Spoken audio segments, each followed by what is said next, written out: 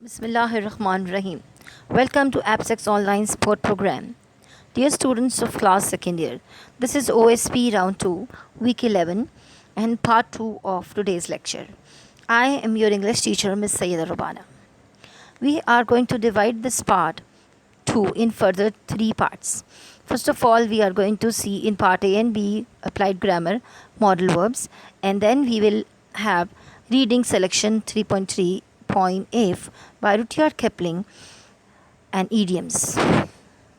Learning objectives of today's lecture are: students will be able to define and recognize modal verbs, use correct modal verbs in a sentence, read and identify the types of conditionals in the poem, critically analyze the poem, answer the study questions relevantly, write critical appreciation of the poem under the title Characteristics of a Mature Adult. Let's start with topic 1, modal verbs. Here are the pictures to show you some of the modal verbs. And here are list of some modal verbs. Now let's see what are modal verbs. Modal verbs of English are a small class of auxiliary verbs used to express possibility, obligation, advice, permission, and ability.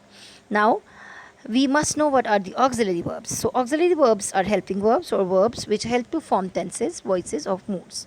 There are primary auxiliaries be, have, and do, and modal auxiliaries shall, should, will, would, may, might, could, must, ought to, used to, and need, and dare. So the modal verbs are a special kind of helping verb.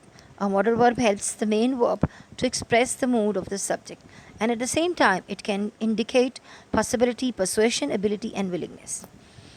Examples are given below. All modal verbs are written over here with beautiful colors to keep these in your mind.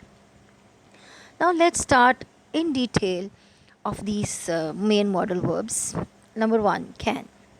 One of the most commonly used modals in English. It can express ideas such as capacity, permission, or request. For example, she can speak French.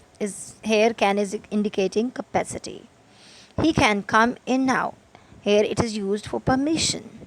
Can you lend me your pen, please? Here it is a request. So the next modal verb is could.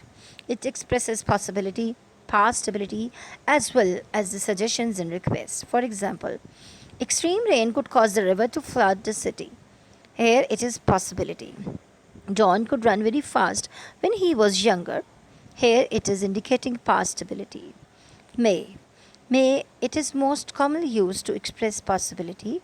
It can also be used to give or ask for permission. For example, Maria may be at school or at home. It is a possibility. May he leave the room with me? Here it is used for asking for permission. Yes, he may leave the room with you. Here it is used for giving permission. Next is might. It is more commonly used to indicate possibility. However, it can also be used to make suggestions or requests. This is a rare use, though. For example, your backpack might be under the desk. Here it is indicating possibility. You might go to the bedroom during the visit. So, might is indicating suggestion over here. Might I open the door? Here it is showing the request according to British standard. Next modal verb is must. It can be used to talk about certainty, that is something you are almost sure is true.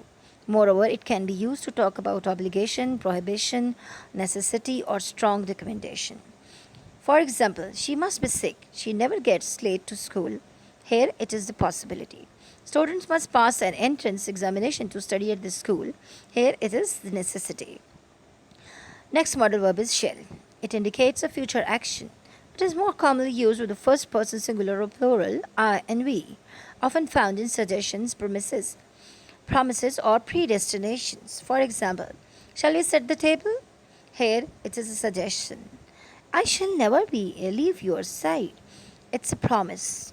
She shall become our next queen. Here, shall is indicating predestination. Next verb is will. It is more commonly used to talk about future situations. Nonetheless, it can also be used to talk about the present.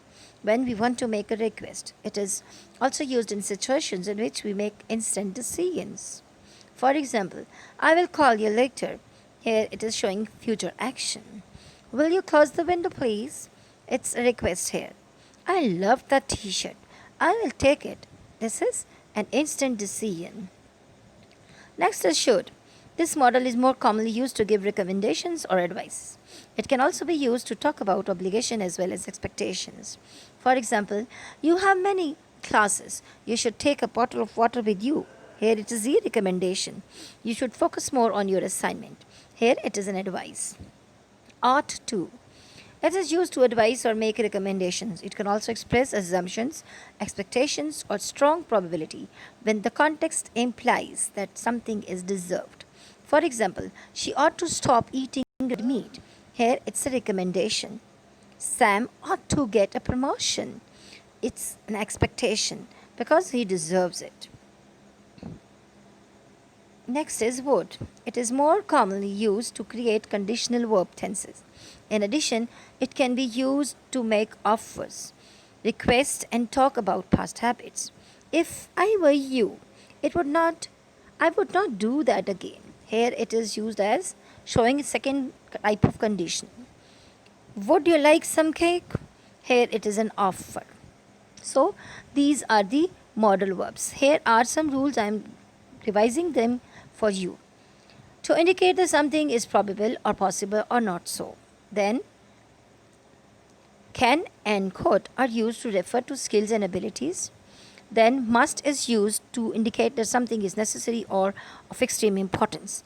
And should is used to suggest that something is advisable. Next is can, could, and may are used to ask for giving or withhold permission. And will and would are used to refer to habits and inclinations. Now, here is a note for you that these verbs differ from ordinary verbs in three respects. When used with the third person singular, when he or she, they don't require the addition of an s. They can be used to form questions by inverting the structure of the sentence. They can be followed directly by the verb without the use of to.